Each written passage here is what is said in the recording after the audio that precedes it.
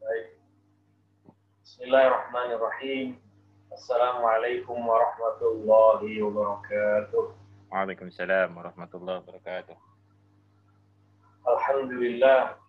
Alhamdulillahilladzi manna 'alaina bi ajalin ni'am إذ بعث فيهم رسولا يخرجهم من النور إلى الظلام وأشهد أن لا إله إلا الله وحده لا شريك له وأشهد أن سيدنا محمدا عبده ورسوله لا نبي بعده اللهم صل وسلم وبارك وكرم على سيدنا محمد البشير النذير والسراج المنير وعلى آله وصحبه ومن تبعهم بإحسان إلى يوم الدين أما بعد نويت التعلم والتعليم ونفع والانتفاع والمذاكرة والتذكير والإفادة والاستفادة والحث على التمسك بكتاب الله وسنة رسوله والدعاء إلى الهدى والدلالة على الخير ابتغاء وجه الله بقربه وثوابه سبحانك لا علم لنا إلا ما علمتنا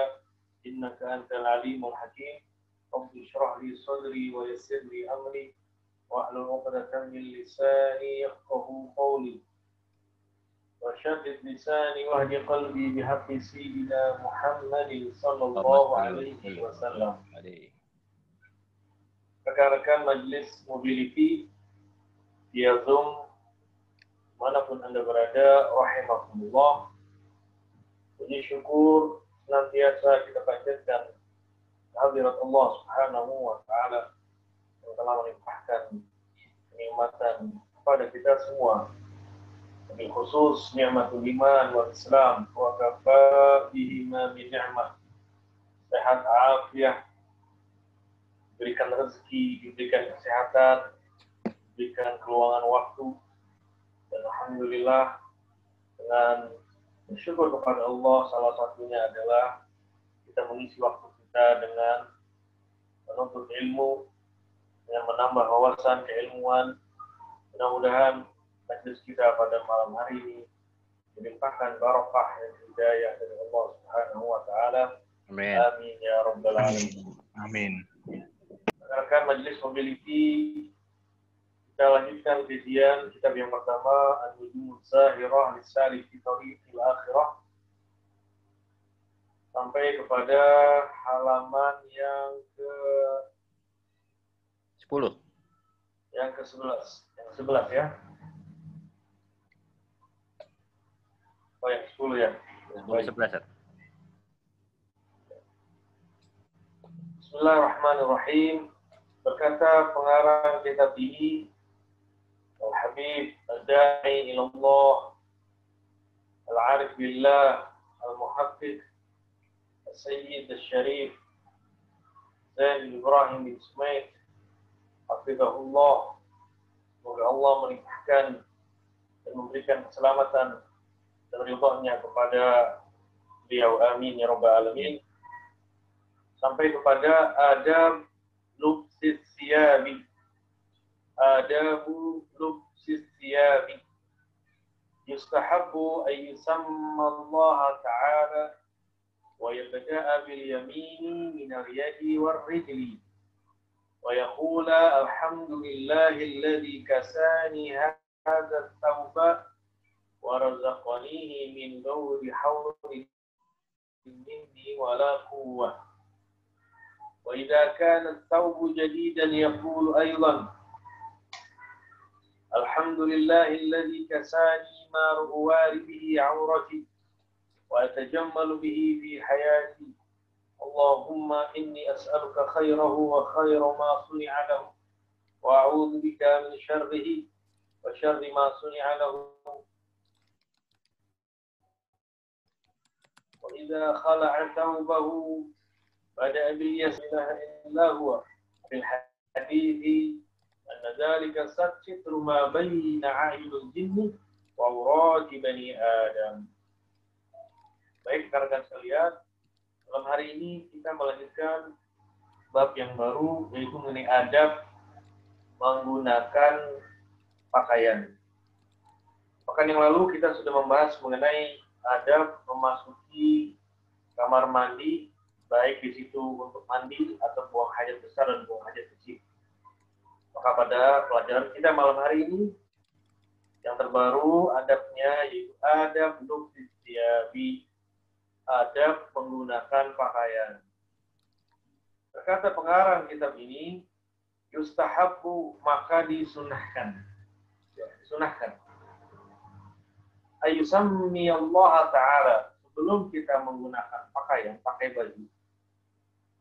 baju, pakai celana, pakai kaos kaki, ya artinya semua pakaian yang ingin kita pakai, baik pakaian luar atau underwear, hendaknya disunahkan untuk membaca ayusammi Allah Ta'ala, membaca basmalah, Bismillahirrahmanirrahim. Kemudian setelah membaca basmalah, yabda'a bil yamini minal yadi wa rijli. Kita mulai dari yang kanan. Ya, pakai baju, maka lengan tangan kanan dulu kita gunakan untuk masuk tangannya ke baju lengan yang kanan. Begitu pula yang kaki, dimulai juga dari yang kanan. Celana, underwear atau celana panjang dan sebagainya, yabda bil yamin, dimulai dari bagian tubuh yang kanan, tangan kanan, kaki kanan. Baik minal yadi, baik artinya pakaian, warijli atau celana yang kita gunakan. Wa yaqula, maka doa yang disunahkan dibaca adalah Alhamdulillah, segala puji bagi Allah, kasani, yang telah memberikan aku pakaian, hadza thawban, pakaian ini, wa razaqanihi, dan Allah yang telah memberikan, melimpahkan rezeki kepadaku berupa pakaian tersebut, min ghairi haulin minni wala quwwah, min ghairi haulin minni wala quwwah, yang mana mendapatkan rezeki ini berupa pakaian ini ya tanpa kekuatan, tiada kecuali kekuatan dan pemberian dari Allah Subhanahu wa taala. Jadi kita ini tidak memiliki apa-apa. Pakaian yang kita punya, yang kita miliki itu adalah dari Allah. Pakaian menutup aurat kita yang kita gunakan setiap hari, baik dalam rumah atau di luar rumah, baik yang bagus atau tidak bagus. Itu pemberian dari Allah. Makanya dalam doa ini ada kalimat min ghairi haulin minni wala quwwah, bahwa mencapai rezeki berupa pakaian ini bukanlah semata-mata dari kekuatan diriku dan dari upaya atau kekuatan dari diri sendiri, tapi itu adalah dari Allah Subhanahu wa taala.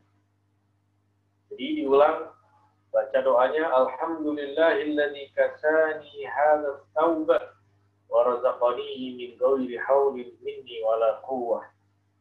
Segala puji bagi Allah yang telah memberikan kepadaku rezeki berupa pakaian ini, ya, dan melimpahkan segala kenikmatan berupa pakaian ini, yang mana semuanya ini adalah dari Allah, bukan atas dasar semata-mata dari kekuatan diri kita. Jadi ini adalah sunnah yang diajarkan oleh Nabi Muhammad SAW, yang mana kita harus selalu mengamalkan doa ini setiap kali kita menggunakan pakaian, memakai pakaian dan melepasnya nanti ada lagi doanya, dan ini adalah doa kalau mau menggunakan pakaian untuk menutup aurat kita. Hendaklah kita selalu ya mengingat dan menyadari diri sendiri setiap kali pakai pakaian, hendaklah selalu membaca doa sebelumnya diawali dengan basmalah, ya, Bismillahirrahmanirrahim, kemudian dimulai dengan tangan kanan, kaki kanan, dan membaca alhamdulillahilladzi kasani hadza tsauban wa razaqani min ghairi haulin minni wala quwwah. Kadang kita sering ya kalau berpakaian, kadang suka lupa pakaiannya itu kebalik kita gunakan. Yang harusnya di luar, kita pakai di dalam. yang mestinya dia di dalam, dia di posisi di luar. Nah, ini sering terjadi seperti ini karena kelupaan atau tidak kesengajaan kita. Nah, kalau mau dapat berkahnya, kalau kita lupa pakai pakaian kebalik, ya maka dianjurkan untuk membaca surah Al-Fatihah.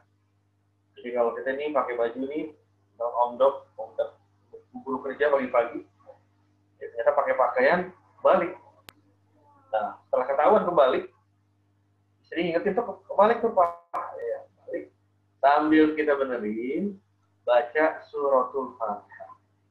Ya, baca suratul Fatihah, insya Allah akan mendapatkan keberkahan dan rezeki yang nggak terduga dari hari itu. Jadi jangan sengaja juga pakai pakaian kebalik. Ya, artinya kalau kita nggak sengaja ketika menggunakan pakaian kebalik, nah itu jika diperbaikin pakaiannya, artinya kita gunakan dia kala artinya sepatutnya kita pakai baca suratul Fatihah. Jadi di hari itu insya Allah Allah akan berikan rezeki dari hal yang tidak kita terduga. Ya. Selanjutnya, wa idza kana thawbu jadidan. Sekarang kalau pakai baju baru apa doanya? Wa idza kana thawbu jadidan, kalau baju baru apa doanya? Alhamdulillahilladzi kasani ma waribihi aurati. Segala puji bagi Allah yang telah memberikan aku pakaian ma waribihi, yang mana pakaian ini untuk menutup ya aurati, aurat saya. Ya, ini kalau pakai baju baru. Pakai baju baru, sunnah membaca doa ini. Pakai baju baru, celana baru, apapun yang baru. Apapun yang kita gunakan untuk menutup aurat, sunnahkan untuk membaca Alhamdulillahilladzi kasani ma waribihi aurati. Dalam puji bagi Allah yang telah melimpahkan kepadaku pakaian ini untuk menutup auratku. Jadi kalau dengan bahasa Indonesia boleh doa ini dibaca. Ya, walaupun teks Arabnya adalah sebagaimana yang tadi kita lihat yang di depan skrip ini, Alhamdulillahilladzi kasani ma waribihi aurati. Segala puji bagi Allah yang telah memberikan rezeki berupa pakaian ini untuk menutup aurat. Ini luar biasa, doa ini walaupun singkat, ya, tapi doa ini kalau sering membacanya ketika pakai baju baru, kan kita sadar ya, ini baju baru dipakai, ya. Nanti baju ini akan memberikan manfaat buat kita. Ya, artinya salah satunya apa? Kita jarang sakit, insya Allah, jarang kena penyakit. Kenapa? Pakaian ini menutup aurat. Jadi kalau pakaian baru, kita beli dari mall, atau dari pasar, atau di online, setelah dicuci, disetrika, kita mau pakai, jangan lupa baca doa untuk pakai baju baru. Alhamdulillahilladzi kasani ma waribihi aurati. Kemudian ditambahkan, wa tajammalu bihi fi hayati. Segala puji bagi Allah yang telah memberikan aku rezeki baju ini, pakaian ini, yang mana aku bisa berhias diri di dalam hidup. Ini luar biasa doanya. Wa tajammalu bihi fi hayati, dan aku bisa berhias diri di dalam hidupku. Nah, ini artinya setiap orang kan dengan profesi itu punya pakaian seragamnya. Ya, pakaian seragamnya. Kalau dokter, sebagaimana kita tahu, seperti untuk pakaiannya serba putih biasanya, ya, dengan model seperti itu. Kalau pilot seperti ini, kalau PNS seperti ini, kalau TNI, Polri seperti ini, artinya itu udah ada pakemnya di dalam pakaian-pakaian seragam, dan doanya itu wa tajammalu bihi fi hayati. Artinya pakaian ini bisa menjadikan hiasan. Baik hiasan sebagai identitas dia, sebagai profesinya apa, atau hiasan dia yang mana pakaian ini adalah pakaian baju kehormatannya, ya, baju harga dirinya. Seperti pakaian seorang presiden, pakaian seorang raja, pakaian seorang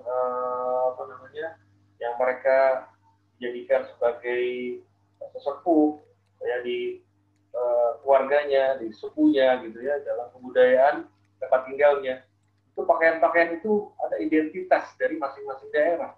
Makanya doanya di sini wa tajammalu bihi fi hayati. dan aku berhias dengan pakaian ini untuk hidupku. Nah, dari doa ini kita bisa tahu bahwa kita ini, ya, manusia ini harus punya harga diri. Harus punya harga diri. Kalau memang dia punya pakaian yang layak, yang bagus, ya dipakai. Kalau kita mau bertamu, atau kita terima tamu, atau kita ingin bertemu dalam sebuah pertemuan bisnis, pekerjaan, kita pakailah dengan pakaian yang layak, yang pantas, selayaknya profesinya mereka, untuk menunjang harga dirinya dan kehormatan, dan sesuai dengan tempatnya. Ya, seperti banyak contoh, kalau kita lihat para ulama-ulama di pondok-pondok pesantren, para kiainya, dan pimpinan pondok pesantren, kalau dia duduk di majelis dengan pakaian yang selayaknya dia harus gunakan. Kalau mereka sedang Pak Kiainya di pondoknya sedang dia menggarap kebun bersama santri, dia melepas pakaian majelisnya dan dia menggunakan pakaian ketika berkebun. Atau mereka bertani juga, menanam, ya, maka mereka menggunakan pakaian yang sesuai dengan pekerjaannya. Ini namanya watajammalu bi hayati. Pakaian ini yang menyesuaikan sebagai hiasan diri saya di dalam hidup saya. Ya, seperti itu. Jadi doa ini, ya, mengajarkan juga kepada kita cara berpakaian menyesuaikan dengan tempatnya. Menyesuaikan dengan tempat. Selanjutnya, Allahumma, nah ini tambahan. Jadi kalau tadi di atas, alhamdulillahilladzi kasani marwari bihi aurati, cukup, boleh. Tambahkan lagi, wa tajammalu bi fi hayati, sampai sini, boleh. Tambahkan lagi, ada lagi doanya. Allahumma inni as'aluka khairahu wa khairu ma suni'a lahu. Ya Allah, aku mohon kepadamu, ya Allah, apa? Khairahu, kebaikan dari pakaian yang saya miliki, yang tadi baru beli. Wa khairu ma suni'a lahu, dan kebaikan pakaian yang dibuat untuk kebutuhannya dan fungsinya. Ya, yang fungsinya untuk apa? Jadi kita minta sama Allah, ya Allah, dengan pakaian baju yang saya beli ini, yang saya pakai, saya minta kebaikan dari pakaian ini. Dan juga minta kebaikan dari fungsi yang dibuat. Untuk apa pakaian ini kita beli? Nah, ini diajarkan lagi. Dari doa ini apa? Adalah kita ini kalau memiliki pakaian, ya, kalau pakaian ini masih layak dipakai untuk kita pakai. Artinya dulu kita beli waktu badan masih kurus, jika dipakai itu udah gemuk. Jadinya apa? Kayak stretch ya gitu ya. Bukan olahraga, padahal bukan olahraga. Artinya dia untuk sholat, kita mau ke masjid hari Jumat. Ini pakaiannya udah kesempitan. Nah ini khairahu, bukan baik lagi, nggak menyesuaikan dengan tempatnya. Wa khairu ma suni'a lahu, dan minta kebaikan dari pakaian yang sesuai dengan kebutuhannya, diciptakan, dibuat untuk apa? Ya. Jadi kita minta sama Allah supaya pakaian yang kita miliki ini kita pakai itu bermanfaat buat hidup kita dan mendatangkan kebaikan-kebaikan buat kita, dan orang lain pun melihatnya pantas. Gitu. Orang lain melihatnya kita gunakan pakaian ini pantas. Kan ada juga orang menggunakan pakaian, ya, jadi apa, salah kostum, ya. Salah kostum artinya yang nggak semestinya digunakan di tempatnya nggak dipakai. Contoh, kalau kita diundang di walimah, acara resepsi pernikahan di gedung, yang pada umumnya itu ya orang pakai batik, ya. Pakai jas, ya. Atau pakai baju koko kemeja. Nah, ada orang undangan ke tempat undangan, dia pakai baju olahraga, ya, mungkin dia sepedahan dari rumahnya, nantinya mau olahraga, mau ikut undangan, dikira di tasnya itu udah ada salinan, nggak tahunya nggak dibawa, lupa. Akhirnya masuk ke acara gedung, ya ketemu dengan ini masih pakai pakaian olahraga. Nah, jadi Allahumma inni as'aluka khairahu wa khairu ma suni'a lahu. Ya, kita minta sama Allah kebaikan dari pakaian yang kita pakai. Sama halnya juga kalau kita olahraga. Kita mau main futsal, Masa pakai baju sholat? Atau kita mau main olahraga renang misalkan, tapi pakai pakaian seperti ini, pakaian sehari kita, bukan pakaian olahraga untuk renang. Itu biasanya petugas-petugas akan negur kita. Kenapa Anda renang, olahraga, tapi pakai pakaian yang buat layak? Jadi ini doa ini mengajarkan kita juga untuk apa? Untuk menggunakan pakaian, pakai pakaian menyesuaikan dengan aktivitasnya. Ya. Allahumma inni as'aluka khairahu wa khairu ma suni'a. Tapi ada beberapa kegiatan juga seperti olahraga main bola, ya, main futsal. Itu dulu saya pernah ya main bola, saya di Madinah, terus setiap jadwal hari Kamis pagi olahraga main bola. Sekarang teman-teman ada yang mereka dari Masjid Nabawi langsung olahraga masih pakai gamisan main bola. Ya artinya pakaian itu yang harusnya bukan untuk main bola, tapi dipakai untuk main bola. Ini apa namanya, bukan menyalahi aturan, tapi tidak semestinya, tidak sepantasnya, ya, tidak sepantasnya. Khawatir apa? Serimpet, jatuh, kecelakaan. Karena semua setiap kegiatan, aktivitas itu udah ada pakaian-pakaiannya yang sudah apa ditentukan. Selanjutnya doa tambahannya. Wa'udzubika min syarrihi wa syarri ma suni'a lahu.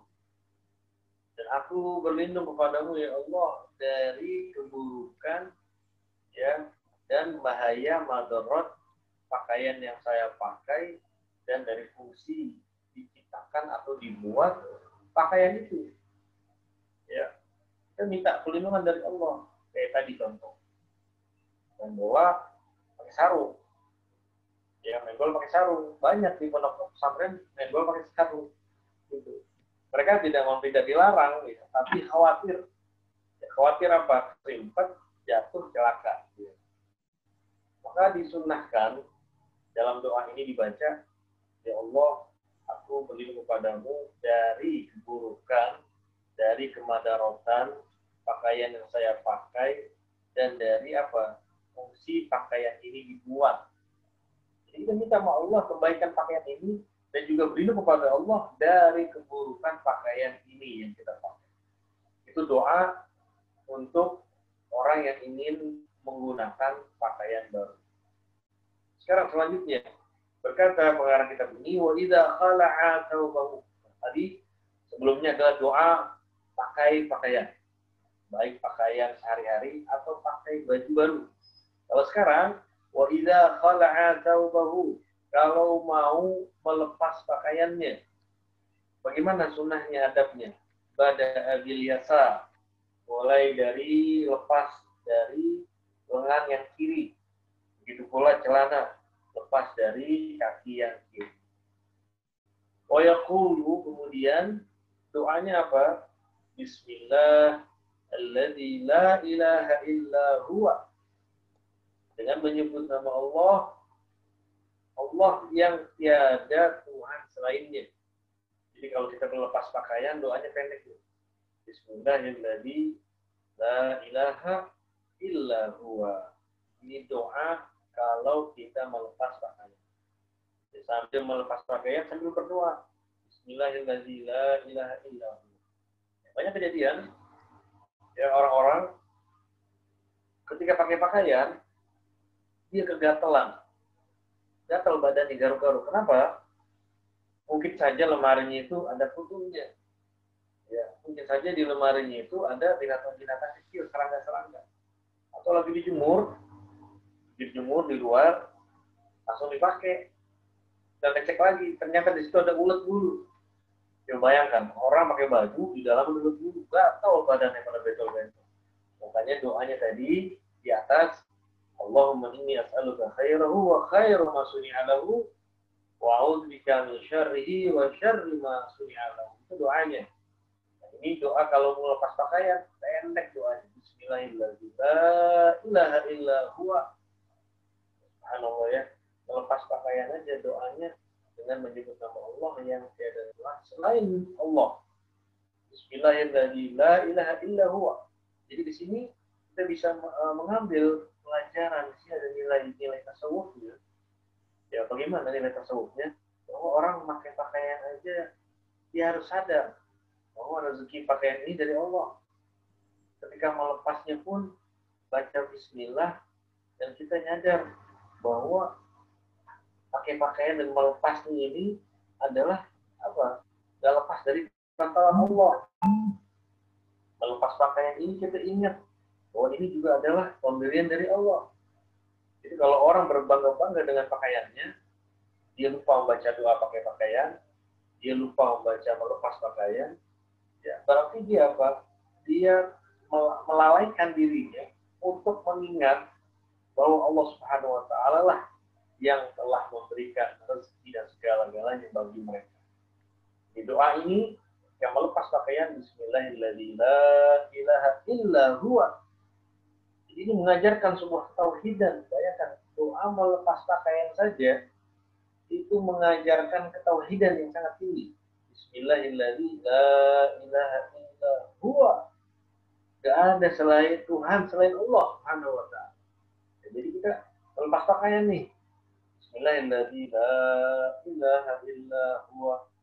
Nah, ini doa yang pendek. Insya Allah bisa langsung hafal dan langsung diamalkan. Ya, Bismillahirrahmanirrahim la ilaha illa huwa. Selanjutnya, berkata pengarang kitab ini, wafil hadisi. Pengarang mencantumkan mengutip satu hadis. Anna dzalika sitru ma baina a'yunil jinni wa aurati bani Adam. Ya, pengarang mencantumkan satu hadis, bagaimana bunyinya? Anna dzalik, bahwasanya doa-doa yang tadi di atas, doa memakai pakaian, ya pakaian sehari-hari, doa memakai pakaian baru, dan doa melepas pakaian. Apa Rasulullah katakan dalam hadisnya?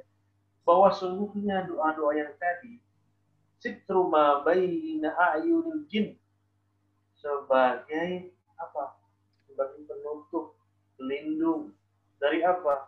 Ma baina a'yunil jin, dari pandangan jin yang membahayakan kita, wa aurati bani Adam, dan juga menutup aurat-aurat manusia. Jadi doa yang tadi kita baca di awal kita pelajari mengenai cara berdoa dan adab, pakai pakaian sehari-hari, pakai pakaian baru, adab doa melepas pakaian. Apa kata Rasulullah? Anna dzalika sitru ma baina a'yunil jin. Bahwa itu semua dalam rangka untuk apa? Membentengi, untuk menutup, untuk apa lagi? Untuk sebagai pelindung dari apa? Dari pandangan-pandangan makhluk Allah, makhluk yang tidak terlihat, yaitu bangsa jin yang bisa membahayakan manusia. Dan untuk apa lagi fungsinya baju pakaian itu? Menutup aurat manusia. Apa maksudnya? Hadis yang di atas apa maksudnya? Fala yastati'una an-nadhara lal ida. Maksud dari hadis yang di atas, pengarang ini menjelaskan, Al-Habib Zain bin Ibrahim Musmaid, beliau menjelaskan fala yastati'una an-nadhara walal ida. Maka siapa saja yang menggunakan pakaian, memakai baju, menutup aurat, membaca doa, apa Rasulullah jelaskan? Maksudnya adalah jin, makhluk-makhluk yang berbahaya, yang ingin mencelakai manusia, la yastati'una an-nazar, mereka tidak akan sanggup mampu melihat aurat kita, walal tidak, dan juga akan mencelakai kita. Nah, ini sudah jelas ya, hadis ini mengajarkan kepada kita, kepada umat muslim yang beriman, untuk menutup aurat, cara berpakaian, berdoa, berpakaian, melepas juga ada doanya, ya. Maka dengan membiasakan doa ini, maka insya Allah Allah akan menjaga, melindungi diri kita, melindungi aurat kita dari segala mara bahaya kejahatan jin dan musuh-musuhnya yang lain. Ya, makanya kalau kita melihat banyak orang-orang yang mereka mengabaikan, melalaikan untuk menutup aurat, ya barangkali mereka juga melalaikan dan mengabaikan doa berpakaian dan doa melepas pakaian. Nah, dengan pelajaran kita malam hari ini, Mulai adab tata cara berpakaian, jelaskan tadi di awal bahwa dimulai dari tangan kanan atau kaki kanan, melepasnya juga dari pakaian ini dari yang tangan kiri kaki kiri. Kemudian ya membaca doa alhamdulillahilladzi kasani hadza wa razaqani min hauli minni wala quwwah. Itu doa yang setiap hari berpakaian pakaiannya sehariannya. Kalau doa pakai pakaian yang baru, alhamdulillahilladzi kasani ma uwari bihi aurati wa tajammalu bihi fi hayati. Allahumma inni as'aluka khairahu wa khairu ma suni'a lahu wa a'udzu bika min syarrihi wa syarri ma suni'a lahu. Ini doa berpakaian, pakaian yang baru. Kemudian kalau kita melepas pakaian, doanya sangat pendek tapi memuat nilai-nilai ketauhidan yang sangat tinggi. Apa doanya? Bismillahirrahmanirrahim. La ilaha illa huwa. Ini doa melepas pakaian. Melepas apapun, melepas sepatu, melepas ya sarung tangan, intinya semua yang kita gunakan doanya Bismillahirrahmanirrahim. La ilaha illa huwa. Ya, insyaallah pakaian yang kita miliki, pakaian yang kita pakai, kita gunakan akan memberikan manfaat dalam hidup kita, menjaga diri kita, dan dijauhkan dari mara bahaya, kejahatan jin, setan, dan musuh-musuh kita. Wallahu a'lam. Yang bertanya silakan. Ya, Assalamualaikum warahmatullahi wabarakatuh. Waalaikumsalam, Om Dok. Silakan. Wah, ngeduluin ya host. Iya, belum gue sebut apa-apa ente mah. Silakan. Padahal. Iya, begitu hadir langsung aja. Mantap ini, mantap. Iya. Pertama, tadinya pengen nanya baca doanya kalau menggunakan bahasa Indonesia, tapi tadi langsung dijawab, diperbolehkan. Yang kedua, mengenai ini, kok jadi saya kepikiran ya, teman-teman di rumah sakit, sekarang kan rumah sakitnya melayani COVID juga, bajunya juga baju khusus. Apakah bacaannya juga sama?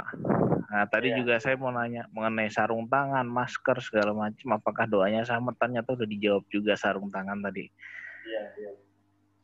Apakah setiap memakai, terus kemudian membaca doa, atau cukup sekali saja membaca doanya, Ustaz? Terus kemudian memakai, karena pakaian APD ini pakainya berlapis-lapis nih.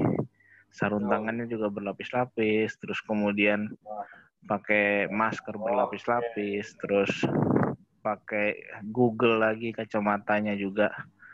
Jadi cukup sekali aja atau memang setiap kali memakai jadi dibaca terus gitu, atau mau digeneralisir misalnya. Karena setiap petugas itu kalau kita memasuki zona merah, ya jadi kalau masuk zona COVID itu zona merah namanya. Itu ada ruangan namanya anterum. Anterum itu tempat tuker pakaian, gitu.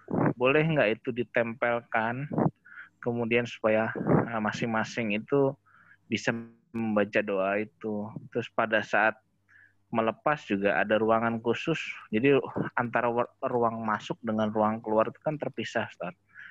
Jadi mereka waktu masuk di ruangan yang beda, kemudian nanti dia masuk, terus keluar lewat lorong yang berbeda lagi, baru buka pakaian, buka APD, setelah itu baru mandi, setelah mandi dia keluar baru pakai baju biasa. Apakah itu boleh doa ini dituliskan di dalam ruang ganti gitu? Gimana, Ustaz? Ya. Pertanyaan Om Dok, ini berkenaan dengan pekerjaannya dan situasi yang sekarang sedang dialami oleh semua para medis ya. Jadi karena APD itu banyak sekali yang digunakan, ya kan, terlapis-lapis.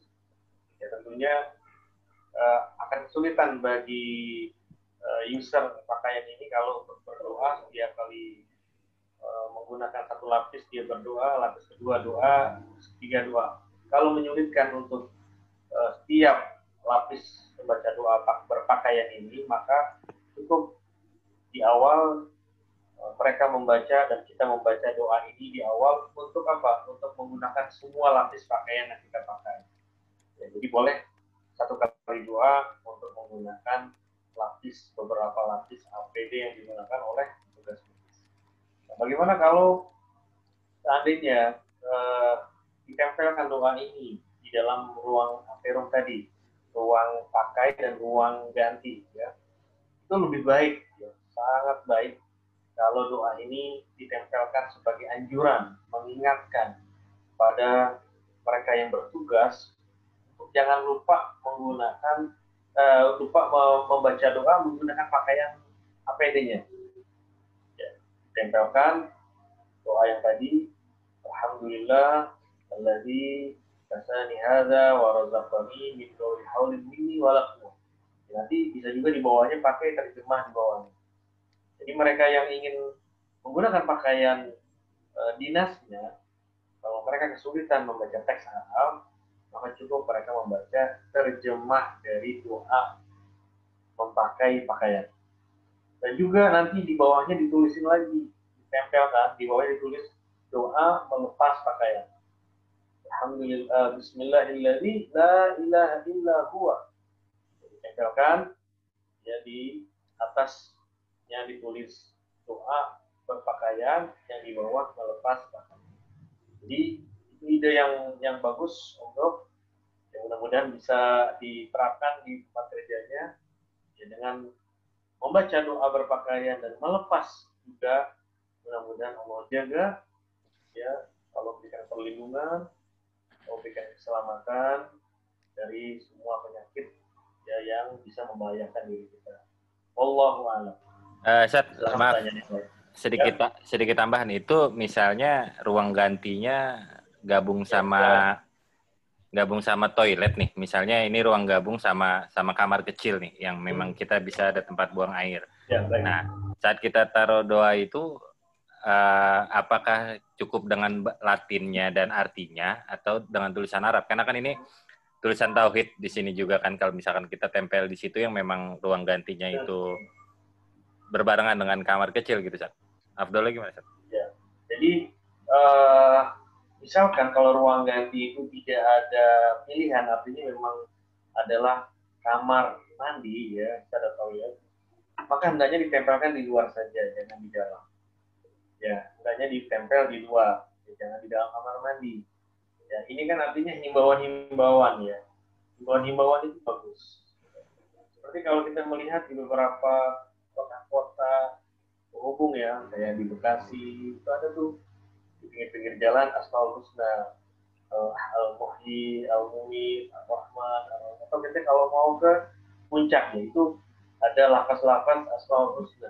Itu sebenarnya himbauan untuk kita mengingat Allah, ya, supaya kita sadar bahwa kita ini, ya, di bawah kekuasaan Allah, ya, sama. Maka doa-doa yang tadi kita pelajari, doa berpakaian dan melepas pakaian, hendaknya kalau ingin ditempel, tempellah di luar kamar mandi.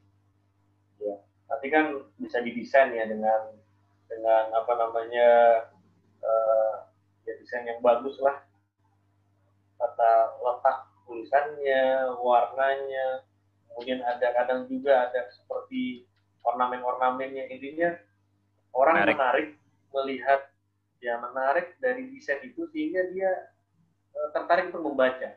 Jadi setiap kali dia ke situ pasti dibaca. Jadi nggak hanya seperti tulisan biasa, spidol ditempel, itu kurang menarik. Nah, ini punya teknik sendiri, loh. Nanti gimana Om Dok, teman-teman di tempat dinasnya masing-masing yang memberikan himbauan-himbauan tentang apa, adab berpakaian. Ya. Tentunya doa yang tadi, doa berpakaian dan doa melepas pakaian.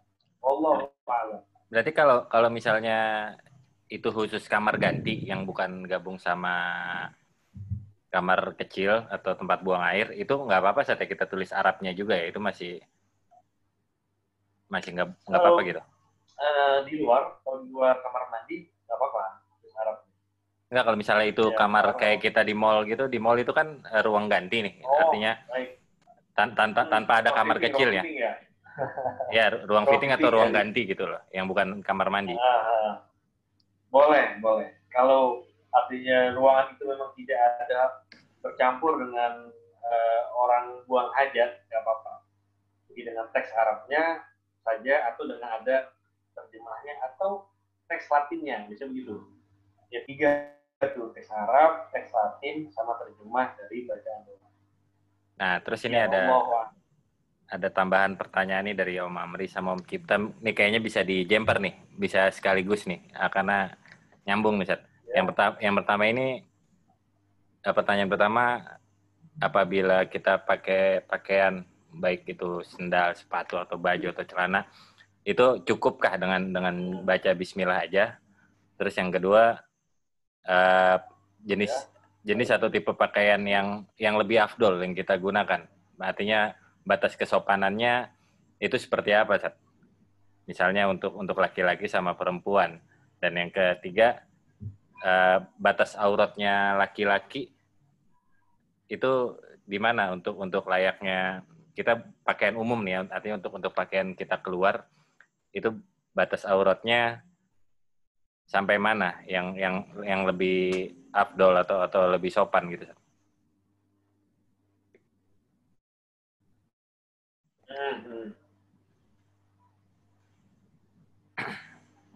Itu aja, Sat. Ada pertanyaannya 3 tadi. Yang pertama, baca Bismillah cukupkah?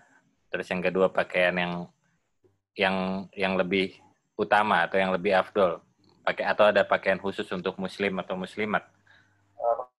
Pertanyaan pertama, Maaf, agak putus-putus. apakah cukup dengan basmalah saja? Ya. Sudah jelas, Sebentar, kayaknya sinyal agak tersendat. Nah, udah.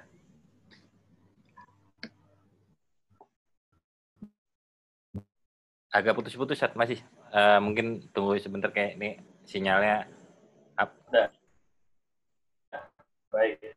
Nah, nih udah mendingan nih suaranya nih. Tadi. Jadi apakah cukup hanya dengan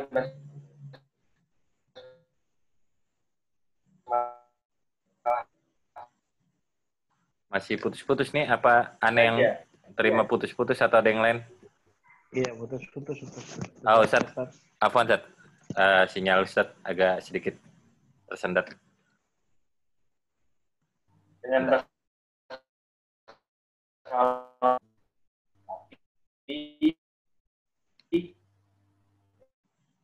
ya.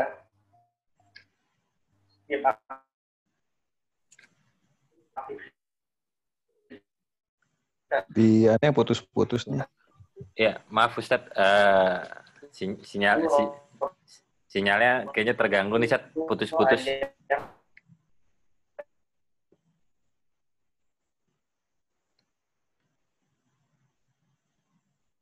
Bentar ya. Sebentar. Ustaznya ngeriset dulu nih. Om Arif, nanti kita bantu up lagi nih ya ke Ustadz ya. Ini Ustadznya kayaknya logout reset dulu nih sebentar nih. Oke. Ya. Sinyalnya agak putus-putus. Ahsan kok jadi Arif? Ahsan ya, Arif. Iya betul. Soalnya kalau di Cisauk dipanggilnya Ahsan. Oh iya, nulis di situnya Ahsan ya. Nih alhamdulillah nih. Sat, masih ke mute bentar. Bentar, Sat. Belum di unmute, Sat. Di unmute dulu, Sat.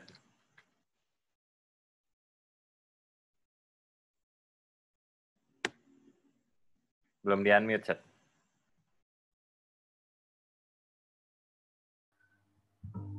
Ya, baik. Nih, alhamdulillah. Kita lanjut. Jadi mohon maaf terputus koneksi. Jadi pertanyaan yang pertama, apakah cukup dengan basmalah saja? Iya, dengan basmalah cukup. Tapi kita harus mengutamakan juga afdaliyah. Rasulullah sudah memberikan ajarannya kepada kita, sunnah-sunnahnya di setiap kegiatan aktivitas sehari-hari. Maka dengan pelajaran malam hari ini hendaknya kita berupaya untuk menambahkan doa-doa itu dalam keseharian kita, khususnya dalam pelajaran ini, yaitu apa? Berpakaian. Ya, walaupun dengan basmalah cukup, Bismillahirrahmanirrahim, cukup.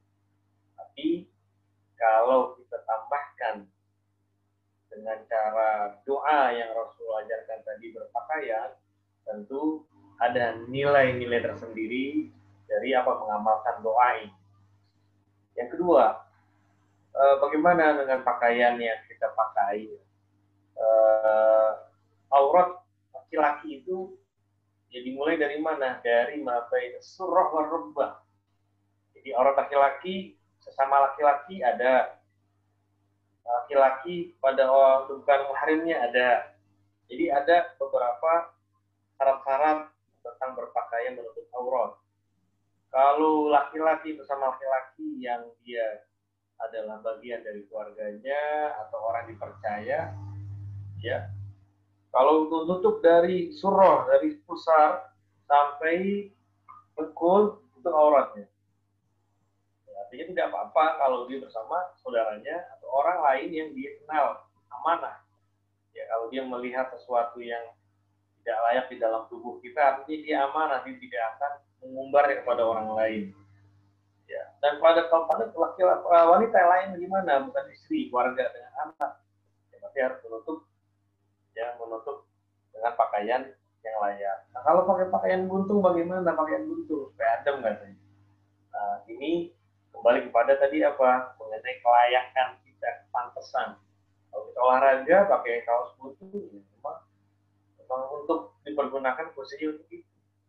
Tapi kalau kita misalkan mau hadir sebuah acara, ya, acara keluarga atau acara teman, menggunakan pakaian buntung, ya ini secara etika, tata keramanya kita tidak mengutamakan itu. Ya, hendaklah tadi seperti apa yang diajarkan. Allahumma inni as'aluka khairahu wa khairu ma suni'alahu. Pakaian ini dibuat, pakaian itu banyak dibikin, fashion style ya, itu ada tempat-tempatnya, ada fungsi-fungsinya. Jadi kalau kita ingin berpakaian, maka hargai dirilah diri kita ini dengan pakaian yang kita pakai. Itu cara dari bentuk menghargai diri. Itu dengan pakaian yang kita gunakan. Ya. Jadi seperti itu adalah kita berpakaian dengan yang baik, sesuaikan dengan tempat dan fungsi. Allahu a'lam. Batas aurat laki-laki, Ustaz. Mungkin ini yang berhubungan sama pakaian buntung ini, artinya itu termasuk buka ya. aurat atau enggak? Mungkin ke sana maksudnya, Ustaz. Ya. Pakaian buntung boleh dia pakai pakaian buntung. Kenapa? Karena auratnya laki-laki itu mabaina surrah wa rukbah, di antara pusar dengan sampai ke dengkul, lututnya. Ya, dengkulnya, lututnya. Dan misalkan dia berpakaian kaos celana pendek sampai dengkul, kemudian kaos sampai buntung, tidak apa-apa, dia menutup aurat.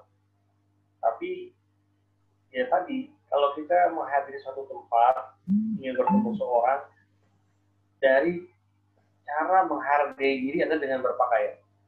Menyesuaikan pakaian. Diri dan menghargai orang lain, menyesuaikan pakaian.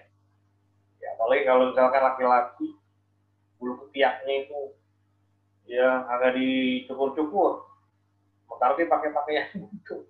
Kemudian dia ketemu di hal keramaian sama orang-orang lain. Ya, apa pandangan orang lain pada kita? Kita pakai pakaian buntung, kaos buntung, sementara bulu ketiak itu kemana-mana gitu ya. Nah, ini babnya beda lagi deh. Kalau bab artis beda lagi deh. Itu akan panjang. Sekarang zamannya sudah zaman orang ingin apa? Memblow up dirinya sendiri. Ya, menjual diri sendiri. Innalillahi wa inna ilaihi raji'un. Ya, artinya khususnya sekarang lagi ramai ya. Apalagi medsos itu luar biasa. Ya, orang udah berbangga diri dengan pakaiannya, padahal itu tidak layak. sesuai dengan tata krama dan etikanya. Allahu a'lam. Ustaz, Afwan, pertanyaan terakhir nih, Ustaz. Mungkin nanti kalau ada teman-teman yang mau bertanya, kita di sesi pertanyaan kedua. Ini yang terakhir. Ini untuk dalam hal sholat nih, Ustaz. Apakah layak atau boleh atau sopan kita pakai pakaian yang berlengan pendek atau lengan buntung nih? Lengan buntung atau lengan pendek ini sama-sama menutup aurat. Ini pantas atau enggak? Terus yang kedua, kalau misalkan kita pakai pakaian kemeja tangan panjang itu tidak boleh dilipat, itu ada hukumnya atau enggak, Ustaz? Baik. Kalau kita sholat pakai kaos, sah sholatnya. Sah sholatnya. Ya. Kaos warna apa saja, bahan dari apa saja, atau ada tulisan-tulisan, sah sholatnya. Yang penting pakaian yang digunakan, kaosnya itu tidak ada najisnya. Tapi kalau kita sholat Jumat, sholat Idul Fitri, sholat Idul Adha, ya, sholat berjamaah ke masjid, kita pakai kaos, ya. Kita pakai kaos, gimana etikanya? Ya lebih baik kita sholatnya jangan di saf terdepan, apalagi kita kalau ya bukan warga setempat. Biasanya kalau kita ini sholat di tempat masjid mushola, di mana kita tinggal, ya kita upayakan dengan pakaian yang lebih pantas. Tapi kalau kita misalkan lagi safar atau lagi bepergian ke suatu tempat, memang dari rumah kita pakai kaos, bagaimana? Sah sholatnya. Terus kalau pakai pakaian buntung, sholat bagaimana? Sah juga sholatnya. Tapi jangan jadi imam. Ya kalau masih ada yang pakai kaos, ya lengannya ada, dia pakai lengan buntung mau jadi imam, jangan jadi imam. Lihat-lihat tempat juga. Kemudian pakaian lengan panjang, ya. Apakah boleh dilipat? Boleh. Kan ada orang habis wudhu, jadi lupa. Ini pakaian tangan panjang itu dipanjangin lagi, artinya dirapikan seperti semula. Ada masih dilipat. Sah sholatnya, tidak apa-apa. Tidak apa-apa. Yang penting pakaiannya tidak ada kena najis. Terlebih nih hati-hati.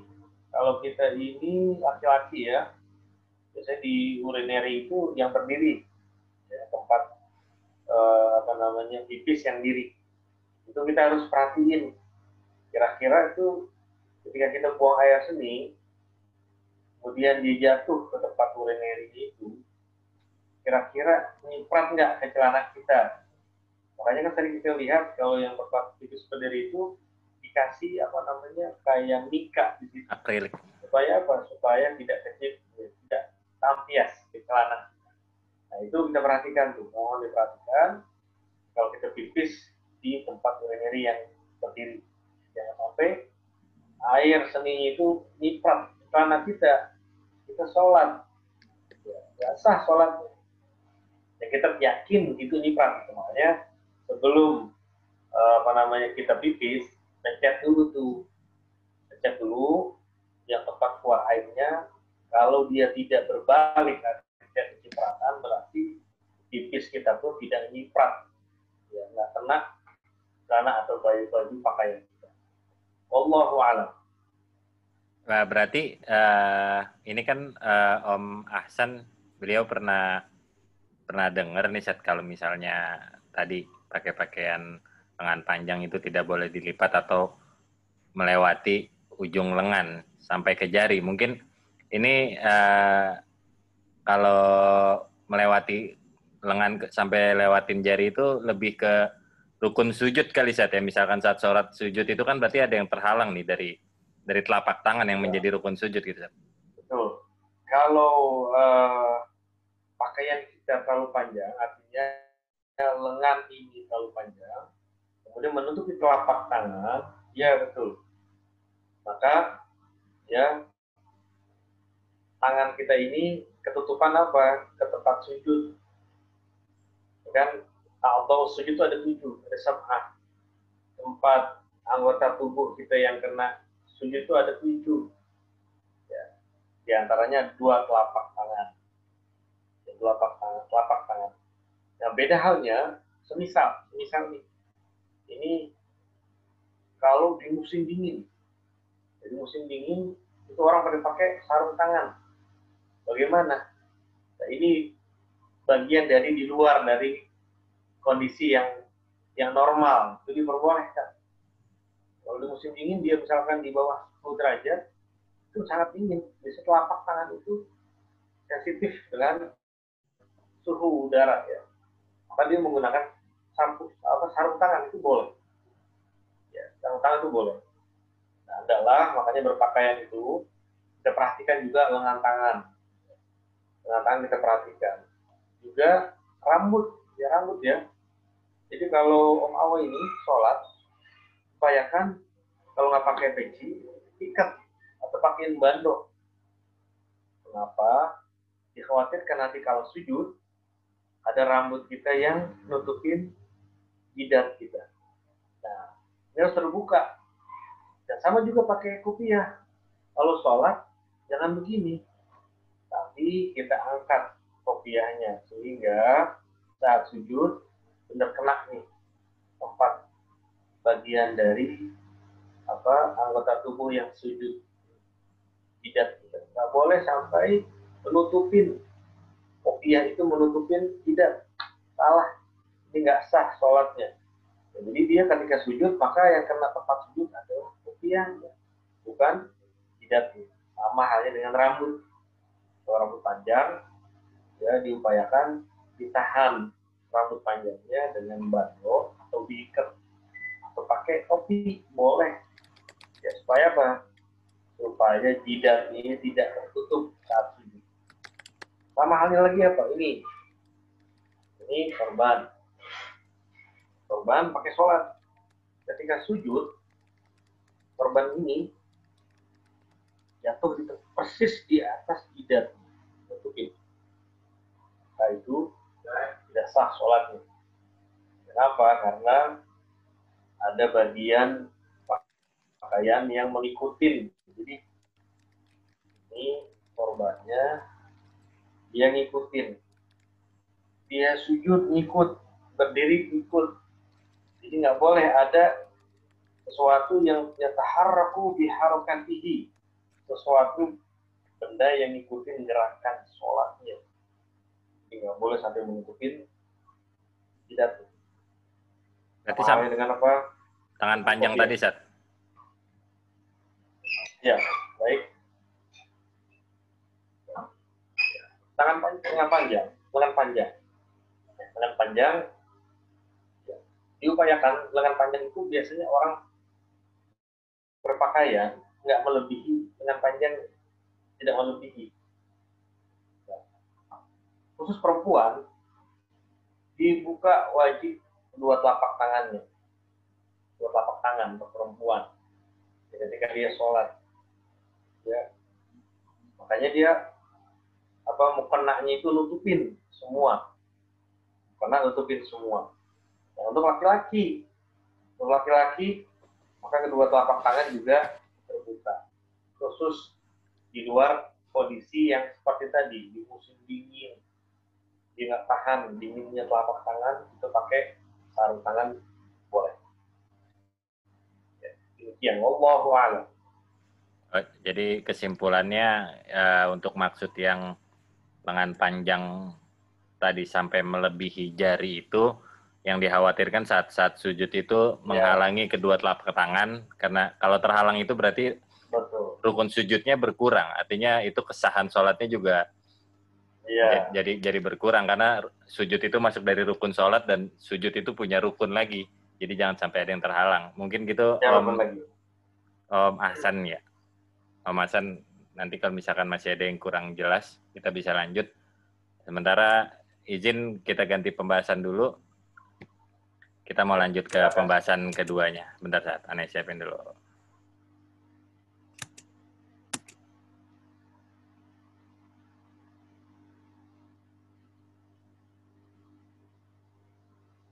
Ya. Ada Ustaz. Kita halaman berapa nih yang ini ya? Buka ya. Ya, betul halaman ini. Halaman ke-5 ya. Oh iya. Bismillahirrahmanirrahim.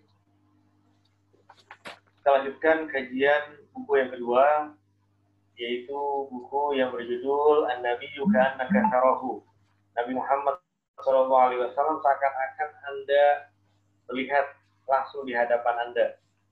Karena buku ini memang memuat isinya, muatannya mengenai kepribadian Nabi Muhammad SAW. Pada malam hari ini, kita lanjutkan hadis berikutnya, baris ketiga dari atas. Wa kana sallallahu alaihi wasallam yukrimu ahlal fadli wa yata'allafu ahlal syarafi. Wa kana sallallahu alaihi wasallam yukrimu ahlal fadli wa yata'allafu ahlal syaraf.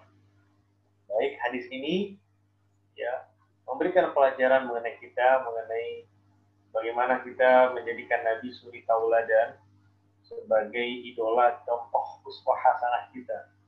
Di sini dijelaskan bahwa Nabi Muhammad SAW yukrimu ahlal fadl. Nabi Muhammad itu sama orang yang lebih tua atau sama orang yang lebih tinggi secara ilmu atau orang yang lebih tinggi secara wawasan dan pengalaman, Nabi sangat menghormatinya. Jadi di sini beliau mengajarkan kepada kita Rasulullah SAW dalam kepribadiannya yang sebagai uswah hasanah buat kita harus menghormati orang yang lebih tua secara umum. Atau umur kita lebih tua, sementara ada yang lebih muda dari kita, tapi dia secara apa? Ilmu, wawasan, ya, pengalaman, dia lebih tahu. Maka hendaklah kita menghormati. Kita harus menghormati mereka. Seperti contoh misalkan Om Dok tugas ke Jambi. Ya, begitu pindah mutasi, ternyata ya dengan kemurahan Allah, Om Dok langsung dapat posisi yang tinggi. Sementara di sana ada yang lebih tua, atau yang lebih lama di sana. Bagaimana? Ya, di sini dijelaskan wa ta'allafu ahlas syaraf, dan Nabi Muhammad SAW yata'allafu ahlas syaraf. Nabi Muhammad tuh berlembut, ya, melunakkan hati, punya sifat lembut kepada siapa? Ahlas syaraf, orang yang di situ dimuliakan. Ya, mungkin secara wilayah dia sahibul wilayah, artinya dia penduduk setempat. Sementara Om Dok adalah orang perantau. Maka gimana? Kita harus jaga diri, akhlak kita dengan apa? Punya rasa lembut dan hati yang lunak. Jangan mentang-mentang saya dari Jakarta, saya mutasi ke sana, langsung dapat posisi yang di bawah mereka-mereka yang sudah lama. Mungkin cara mereka itu bekerja di situ lebih lama, atau dia adalah penduduk asli, maka kita ya ta'allam kata Rasulullah, kita harus berlunak, yang lemah lembut dengan mereka. Jadi jangan kita ini merasa lebih tinggi karena kita punya posisi, tapi hendaklah kita berlembut dan melunakkan hati. Dan kepada orang yang lebih tua, kepada orang yang banyak pengalamannya, kepada orang yang secara ilmu dan wawasan mereka lebih tinggi dari kita hormatin mereka, kita hargai mereka. Itulah akhlak Nabi SAW. Karena SAW yukrimu ahlal fadli wa yata'allafu ahlal syaraf. Nabi Muhammad SAW itu adalah Nabi yang sosok kepribadiannya kalau ama yang lebih tua, yang lebih tinggi, lebih tinggi kedudukannya, yang lebih banyak pengalamannya, yang lebih lebih banyak juga pendidikannya, maka kita hormatin mereka. Dan kepada mereka yang cara tadi ahli syaraf, kemuliaan karena mereka adalah penduduk asli, mereka mungkin dari nasab, ya ada juga yang nasabnya itu mulia, kita hargai mereka, kita berlemah lembut dengan mereka, ya kita tunjukkan bahwa kita ini memiliki kepribadian akhlak yang baik, bagaimana menyikapi terhadap orang yang lebih tinggi umur, yang lebih banyak pengalaman dan wawasan yang keilmuan, dan mereka yang juga memiliki kemuliaan karena mereka adalah penduduk asli atau putra daerah, atau mereka yang itu lebih lama berkecimpung, atau mereka yang lebih lama dedikasinya, maka kita harus berlemah lembut dengan mereka. Ini adalah ajaran Nabi Muhammad SAW. Silakan yang bertanya. Ada yang mau bertanya? Ini ada titipan dari Om Anto nih, Om Papa, Om Ustadz. Mungkin agak masih Om Anto. Masih nyambung pembahasan yang tadi. Nanti yang lain kalau misalkan mau ada pertanyaan pembahasan yang berikutnya silakan. Nah ini Om Anto tuh nanya, ini bicara tentang kecantikan atau keindahan yang disukai oleh Allah. Nah, silakan. Ini ada nggak anjuran atau syariatnya ini memakai kawat gigi untuk wanita nih? Karena ini kan merubah nih, statusnya jadi merubah bentuk atau merubah yang udah diciptakan oleh Allah. Atau mungkin sama juga sama kita operasi plastik, sulam alis. Ini kan artinya merubah dari yang udah diciptakan gitu, Sat. Betul, Sat? Behel atau kawat gigi ini masuk ke dalam ranah fikih kontemporer. Ya, artinya ada hasil-hasil ijtihad para ulama yang mereka melakukan penelitian ya, dengan membuka banyak sumber-sumber, ya, dari sumber hadis dan fikih-fikih, buku-buku fikih terdahulu. Hasil ijtihadnya maka muncullah konsensus. Ya, salah satunya adalah mengenai problem fikih kontemporer, salah satunya adalah menggunakan behel atau kawat gigi. Bagaimana? Apakah merubah qudratullah? Jadi kalau dalam ilmu medis memperbaiki susunan gigi itu ada manfaat. Memperbaiki susunan gigi ada manfaat. Pertama, salah satunya adalah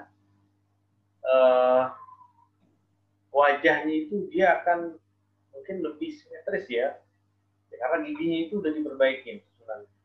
Yang kedua, bisa juga kalau dia olah vokal, baik belajar ilmu qiraah, baca Quran, atau olah vokal mungkin dia misalkan profesinya misalkan sebagai seniman suara ya, musik, itu kan akan merubah, akan ada hasil dari suaranya yang bagus. Kenapa? Karena susunan giginya yang diperbaiki. Yang ketiga, manfaatnya lagi, orang mau memperbaiki susunan gigi adalah apa? Dari nanti mencerna makanan. Karena ada orang yang tumbuh giginya itu depan belakang, dia tidak bagus. Nah, behel ini salah satu adalah ilmu medis untuk memperbaiki susunan gigi. Kalau niatnya, jadi lama-lama lebih niat itu untuk memperbaiki susunan gigi supaya lebih sehat. Dengan sehat dia kuat ibadah. Dan dengan penampilan yang baik dia bisa menghargai dirinya sendiri dan orang lain juga menghargai dia. Kalau dulu kan biasa orang-orang tahu kayak bokir, itu kan biasanya jadi ekon-ekon lucu-lucuan ya. Artinya apa? Giginya ke depan. Dulu belum ada ilmu behel mungkin ya, dulu belum ada. Sekarang sudah ada behel di kawat gigi. Jadi kalau ilmu kedokteran seperti pasang kawat ini niatnya untuk memperbaiki susunan gigi supaya dia lebih sehat, ya, dan dia malah bersyukur kepada Allah kalau sukses. Susunan gigi jadi baik, itu tidak apa-apa. Ya, untuk pakai behel. Dan biasanya ini kan ada durasinya. Kapan dia harus periksa lagi, lihat lagi, hingga susunan giginya itu menjadi lebih baik. Ya. Jadi untuk pasang behel dalam fikih kontemporer itu dibolehkan. a'lam. Tapi kalau misalnya nih, nauzubillah min dzalik, misalkan posisinya lagi perawatan pasang behel, tapi nggak ada umur nih, artinya itu harus dicabut dulu atau gimana? Apa yang sudah menempel dalam tubuh kita itu tidak perlu dicabut. Ya. Satu rambut aja nempel itu nggak boleh dicabut. Kata Rasulullah, kalau satu syarah, satu rambut mayit, ya, seandainya itu ditaruh di atas gunung, itu bisa bergejolaklah satu gunung yang besar itu. Maksudnya apa yang Rasulullah sampaikan ini? Supaya kita menghargai apa yang sudah ada di dalam tubuh si mayit. Kita harus menghargai apa yang sudah menempel di dalam tubuh si mayit. Masuk behel. Ya, orang udah jadi mayit, ya, maka diperlakukan seperti orang hidup. Jadi kalau jenazah mau dimandikan, maka petugas amil yang memandikan ini dia harus memperlakukan jenazah mayit ini selayaknya dia hidup. Ya, contoh nih, kalau orang misalkan udah kaku tangannya begini, ketika ini dimandikan, maka amil petugas yang memandikan jenazah itu dia seperti berbicara, ya, disunahkan untuk memperlakukan dengan baik. Contohnya minta izin sama si jenazahnya, ya, fulan, tolong tangannya dilemesin dulu deh, tangannya dilemesin dulu, ini mau dilurusin sambil diusap-usap, begitu. Jadi nggak sembarangan amil pemandi jenazah itu memperlakukan jenazah, ya, dengan sewenang-wenang, nggak boleh. Cara menyiramnya, cara membasuh dengan sabunnya itu harus memperlakukan seperti layaknya dia hidup. Jadi kalau udah behel itu nempel, sudah nempel, jadi tidak perlu dicabut dari si mayit atau jenazah. Allahu a'lam. Nah, terus satu lagi, ini bicara memperindah. Ini kan Allah kan innallaha yuhibbul jamal gitu, artinya suka keindahan. Nah, apakah misalkan merubah bentuk kayak tadi kita sulam alis atau operasi hidung biar lebih mancung atau dagu biar lebih tirus, artinya apa ini masih bisa masuk innamal a'malu binniyah nih? Misalkan niatnya dia tuh biar terlihat enak gitu dilihat orang, atau misalkan biar nyaman, tapi di satu sisi kan ini merubah bentuk nih, Ustaz. Ya. Kalau yang sifatnya tadi seperti sulam alis, operasi plastik, ya, ini kembali lagi ke istilah para ulama. Nah, mayoritas ulama, ya, dalam fikih kontemporer untuk oplas itu diharamkan kecuali dalam hal pengobatan. Artinya gini, kalau misalkan seandainya misalkan ada kecelakaan gitu ya, kecelakaan sehingga kulit wajahnya ini sebelahnya itu rusak, maka ngambil dari kulit paha, daging paha, itu nggak apa-apa. Itu litadawi, artinya untuk pengobatan. Tapi kalau untuk dalam rangka hanya untuk merubah-rubah, ya, seperti sekarang kan lagi tren ya, berubah-rubah itu, ya, hidung dimancungkan, bibir kemudian disulam seperti apa ya, disulam dan segala macam. Itu mayoritas ulama dalam tiga orang barat itu diharamkan. Yang hanya boleh adalah dalam rangka dalam pengobatan. Itu boleh. Banyak hal ya terjadi di dalam operasi plastik itu, ya, kayak orang kebakar ya, badannya kebakar, maka itu boleh di operasi plastik, itu boleh. Walaupun juga, ya, bagaimana? Walaupun misalnya nauzubillah min dzalik, artinya misalkan ada yang terlahir dengan kondisi misalkan hidungnya lebih besar gitu, agak sedikit kurang indah dipandang. Nah, dia pengen biar lebih normal dipandang gitu, Ustaz. Artinya ini di luar batas normal yang memang dia dilahirkan di luar batas normal dari bentuk bagian tubuhnya dan dia ingin menormalkan bentuknya gitu, Ustaz. Kalau terlahir berbeda, artinya terlahir bukan pada umumnya ya. Kan dalam Al-Quran Allah bilang, alladzi khalaqaka ya ayyuhal insanu ma gharraka bi rabbikal karim alladzi khalaqaka fasawwaka fa'adala fi ayyi suratin ma syaa rakkabaka. Jadi Allah itu udah nyusun anatomi tubuh manusia itu sangat sempurna. Namun memang ada yang terlahir tidak pada umumnya gitu. Jadi seperti mata ini nggak simetris ya, atau hidungnya juga ada yang tidak simetris. Bagaimana? Kalau dalam sisi kedokteran, ya apapun sekarang ini modern bisa semua dia. Nah, dalam pandangan agama bagaimana? Orang terlahir dengan misalkan posisi anatomi di wajahnya yang tidak pada umumnya. Kita lihat kebutuhan dia untuk merubah itu apa. Misalkan contoh, kalau misalkan fungsi hidung yang satu lubangnya tidak baik, sehingga kalau dioperasinya menjadi baik, nah itu nggak apa-apa. Tapi kalau hanya untuk, ya artinya supaya indahan, kecantikan, ya, yaitu ya kalau hanya untuk duniawi, artinya dia secara kesehatan tidak ada yang sakit, semua fungsi inderanya ini baik. Ya. Tapi kalau dioperasi, dirubah tetap kita kembali kepada hasil ijtihad para ulama kontemporer bahwa merubah itu semuanya haram. Kecuali yang tadi ditadawi, untuk dalam rangka pengobatan. Dalam rangka pengobatan memperbaiki fungsinya yang harusnya pada umumnya, fungsinya orang. Seperti itu. Wallahu a'lam. Ya, ada lagi yang mau bertanya? Lagi Ustaz. Nah, ini dokter lagi nih. Dokter paham nih, yang tadi kan ente sebutnya dokter. Silakan, Dok.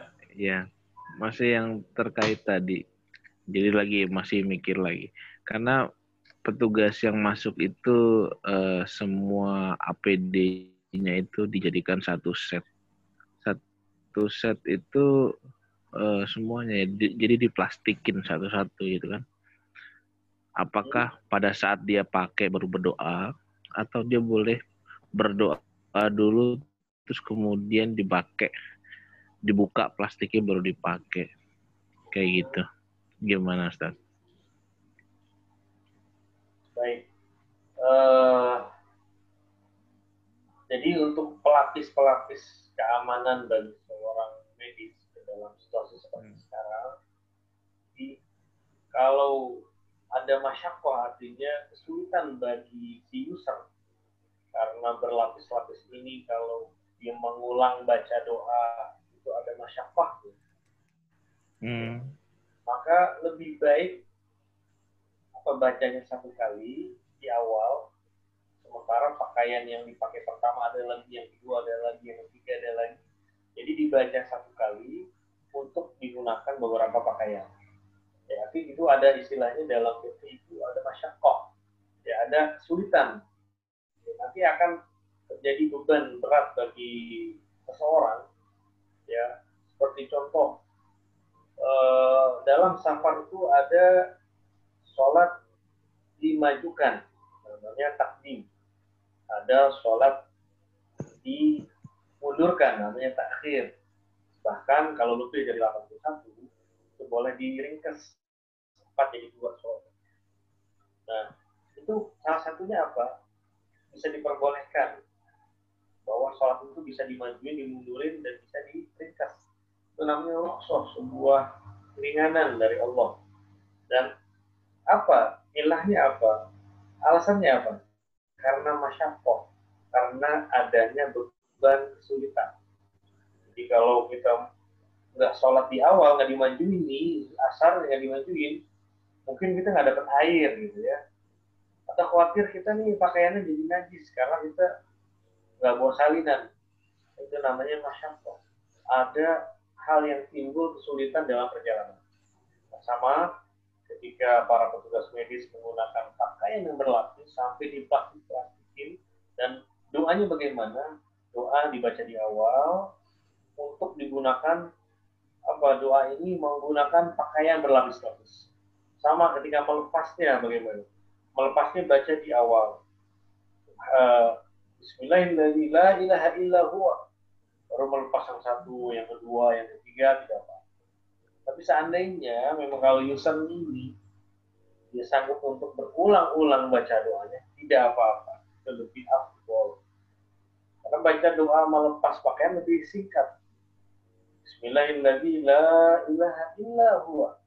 Lebih singkat. Bismillahirrahmanirrahim, la ilaha illa huwa.